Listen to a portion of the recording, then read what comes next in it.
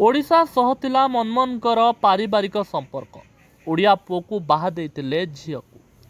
सारा देश में शोकर छाया आउ नाहांती उदारीकरण अर्थनीतिर स्थापित पर लोकरे पूर्वतन प्रधानमंत्री मनमोहन सिंह।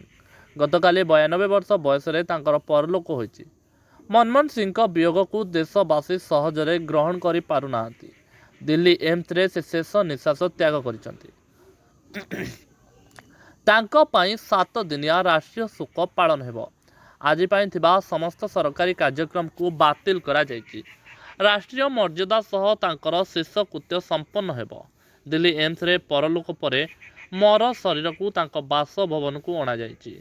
सेठारे तांको शेष श्रद्धांजलि जणाइबे राजनेता और विशिष्ट व्यक्तिविशेष। ओडिशा रे मनमोहन सिंह का समुदीकर भारतीय अर्थनीतिर प्रमुख संस्कारक तथा पूर्वतन प्रधानमंत्री मनमोहन सिंह ओडिशा सह पारिवारिक संपर्क रही।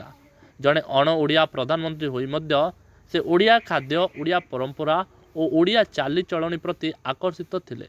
जितेबले ओडिशा आसुथिले किछि समय ए वातावरण रे समय बिताउथिले। ओडिशा रे थिला मनमोहन सिंह को समुदीकर। ओडिया पुओ को से निजर द्वितीय झील दामन सिंह को विवाह देइतिले। एणु ओडिशा को खूब भल पाउथिले। भूतपूर्व प्रधानमंत्री पदरे रहिबा पूर्वरु और परे मध्य लागी रहितला ओडिशा को तांको जीवा आसिबा।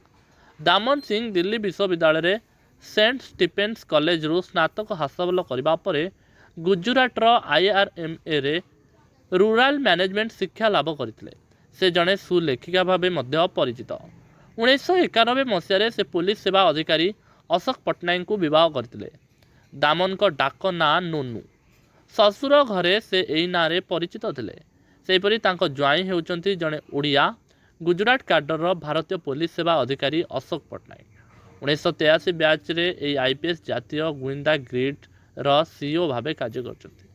प्रधानमंत्री भाबे मनमोहन को कार्यकाल शेष परे अर्थात 2016 मसीह रु 2018 मसीह जाए अपराधी तथा संदिग्ध को ठाब करबा पई गुइंदा ग्रिड नेटवर्क रे जेतबळे व्यापक संस्कार करा जायतिला से सही समय रे तार CEO थिले।